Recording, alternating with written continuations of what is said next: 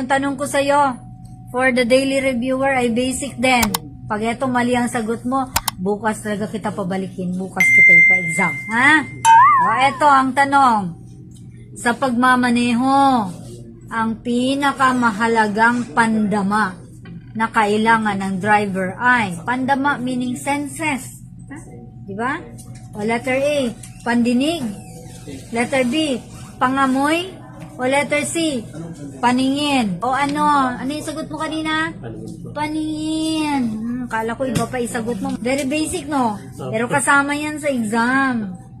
Kaya, it comes to mind na dahil paningin ang ating pangunahing sense na kailangan, so dapat laging nakatutok yung mata natin sa daan. Hindi sa cellphone.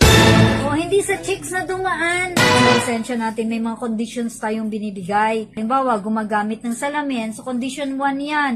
Needs corrective lenses. Halimbawa naman, kahit ka nakasalamin, pero hirap kang magmaneho sa gabi, condition 4 naman yon, daylight driving only.